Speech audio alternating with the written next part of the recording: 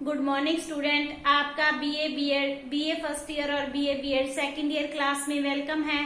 तो बच्चे, पहले हमने किया था शुंग वंश, फिर उसके बाद सतवाहन वंश, फिर उसके बाद हमने किया था शक, और आज हम स्टार्ट करने जा रहे हैं कुषाण वंश और उनके जो फेमस शासक था कनिष्क प्रथम के बारे में। तो बच्चे, सबसे पहले हम पढ़ेंगे, टॉपिक का नेम है अचीवमेंट्स ऑफ कनिष्क प्रथम कुषाण। कुषाण वंश और तथा उनका शासक था कनिष्क प्रथम के बारे में पढ़ेंगे। सबसे पहले बच्चे हम कुषाण वंश के बारे में जानेंगे कि ये लोग कौन थे, कहां से आए थे। तो जो इन लोगों का संबंध था यूची जाति के साथ संबंध था। क्लियर? किसके साथ इनका संबंध था? यूची जाति की शाखा से संबंधित था। और जो यूची जाति के लोग थे वो चीन के उत्तर पश्चिम में कांसू नामक प्रांत में रहते थे। कहा जाता है बच्चे के 175 से 165, 175 से 165 तक इन पर क्या हुआ कि हू नामक जाति ने यूची को पराजित कर दिया था। हू ने किनको पराजित कर दिया था? यूची को पराजित कर दिया। और यूची जाति के लोग वहां से अपनी सुरक्षा की खोज में पश्चिम की ओर इन्होंने प्रस्थान किया और आगे बढ़ते हुए इन्होंने कौन सी जाति को पराजित कर दिया? वुसुन जाति को। यहाँ आपने ध्यान देना है कि उन्होंने किनको पराजित किया? यूची को। यूची आगे उत्तर पश्चिम की ओर आई और उन्होंने किनको पराजित कर दिया? वुसुन जाति को पराजित कर दिया। और इसके बाद यूची जाति ने पहले तो वुसुन को पराजित किया, फिर उन्होंने सरदरिया के उत्तरी प्रदेशों में बसे हुए शकों को पराजित किया। कि यूची ने मतलब किन दो जातियों को पराजित किया था? वुसुन को और उत्तरी प्रदेश के शकों को पराजित कर दिया और उनके प्रदेशों पर अधिकार कर लिया। ठीक है? तो 140 ईस्वी पूर्व में क्या हुआ बच्चे के वुसुन और हून के जो वुसुन जाति और जो हून जाति थी, दोनों ने मिलकर यूची पर आक्रमण कर दिया। क्लियर? पहले क्या था कि हूनों ने इन पर जो आक्रमण किया था, हूनों ने किया था यूची पर, यूची ने वुसुन और शकों पर। परंतु बाद में क्या हुआ कि हून और वुसुन जाति ने मिलकर यूची जाति के ऊपर आक्रमण कर दिया था। और जिसके परिणाम स्वरूप क्या हुआ कि जो यूची जाति के लोग थे वो आक्सस नदी को पार करके, कौन सी नदी को? आक्सस नदी को पार करके, जो कि दक्षिण की नदी है, इसको पार करके उन्होंने बैक्टीरिया प्रदेश में शामिल हुए और उन्होंने बैक्टीरिया में अपना राज्य स्थापित कर लिया था। यहाँ तक आपको क्लियर? उसके बाद बच्चों हम करते हैं कि यूची जाति की कितनी शाखाएं थी। तो यूची जाति की बच्चों 5 शाखाएं थी। कितनी थी? 5। You are very important short question. पहली थी यूसी, दूसरी थी च्वांगमी, कौन सी? च्वांगमी। तीसरी थी क्वेई च्वांग, कौन सी? क्वेई च्वांग। चौथी थी हीतुन और 5वीं थी काओफू, कौन सी थी? काओफू। तो ये 5 जातियां थी और इनका जो शासन प्रबंध था एक एक जाति या शाखा के अंदर था। ये बच्चों इनके चीनी नाम है। तो प्रत्येक शाखा के ऊपर बच्चों एक अधिकारी शासन करता था जिसका नाम था साहू अथवा शाही। क्या था? साहू अथवा शाही ये शासन करता था। और ईसवी शताब्दी प्रथम में क्या हुआ? जब ईसवी के रूप में जब शासन चलना शुरू हो गया तो ईसवी शताब्दी प्रथम में क्या हुआ कि इनका शासन आ गया था इस शाखा का, क्वेई च्वांग का। किसका शासन आ गया था? क्वेई च्वांग का शासन आ गया था। और इनका जो राज्य था कुषाण नामक शाही सरदार को मिला था। किनका आ गया था शासन? क्वेई च्वांग का। और इनका शाही अथवा शाही अथवा साहू वो कौन था?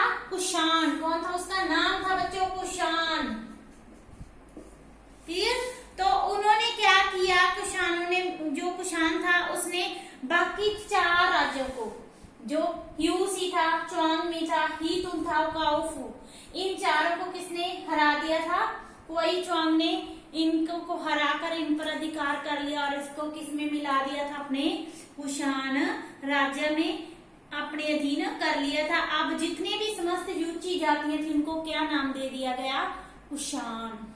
तो ये कुषाण वंश बन गया था।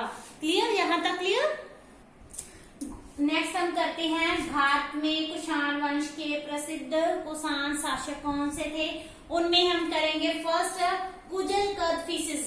कौन, कुजल कदफिसिस। तो बच्चे उनके बारे में हम पढ़ते हैं। तो वो एक बहुत ही शक्तिशाली शासक था। वो कुषाण वंश का भारत में प्रथम महत्वपूर्ण शासक था। वो एक वीर योद्धा और महत्वाकांक्षी शासक था।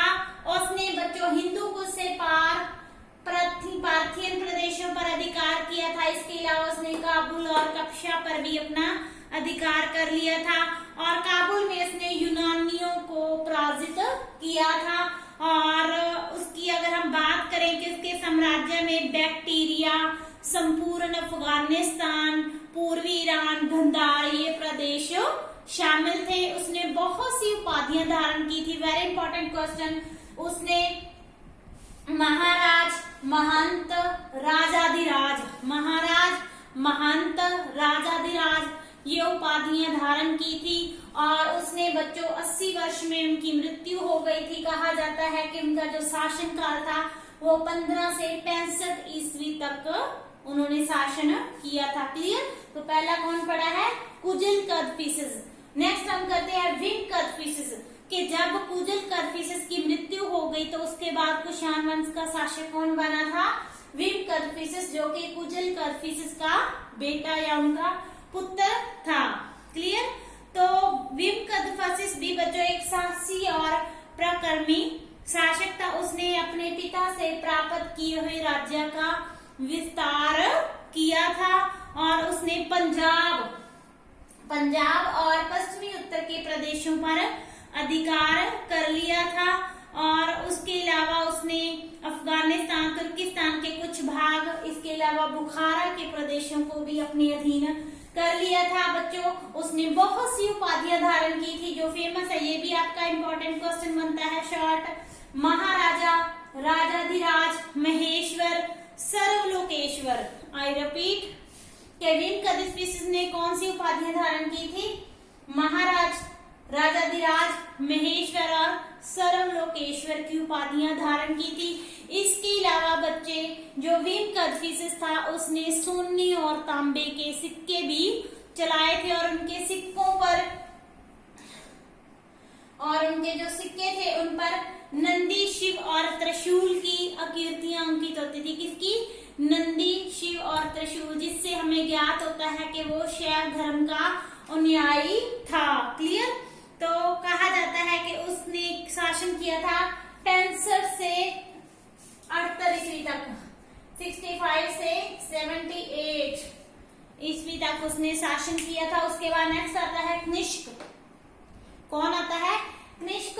तो उनके जो सिंहासन रोहण की तिथि में बच्चों विद्वानों में बहुत मतभेद है। इसमें कनिंगम, फलीट, कनेडी, वो इन इतिहासकारों का मानना है कि उनकी जो राज्यारोहण की तिथि थी वो थी 58 ईस्वी को मानते हैं। जबकि बच्चे जो मार्शल स्टेनको नोवस्मिथ ये कनिष्क के सिंहासनारोहण की विधि 125 ईस्वी को मानते हैं। किसको, कुछ इतिहासकार 58 को मानते हैं और कुछ इतिहासकार 125 को मानते हैं। तो बहुत से इतिहासकार बच्चों मानते हैं कि जो अधिकांश इतिहासकार है उनका कहना है कि जो कनिष्क था उसने कब गद्दी पर बैठा था, 78 में बैठा था और उसने 101 या 102 ईस्वी तक शासन किया था। कि 78 ईस्वी में गद्दी पर बैठा था और उसका शासनकाल था 102 से लेकर 101 या 102 ईस्वी तक उसने शासन किया था। और बच्चों उसकी जो राजधानी थी उसका नाम था पुरुषपुर या पेशावर था उसकी राजधानी का नाम। और जो थी ये उसके शासन काल में, उसके साम्राज्य में, उसके मध्य में या केंद्र में स्थित होने के कारण इस नगर का बहुत महत्व था।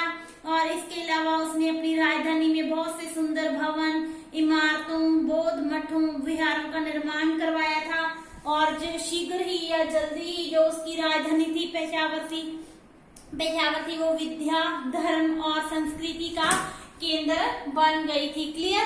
कल हम इसी क्वेश्चन को कंटिन्यू करेंगे, उनकी उपलब्धियों के बारे में पढ़ेंगे। Thank you so much.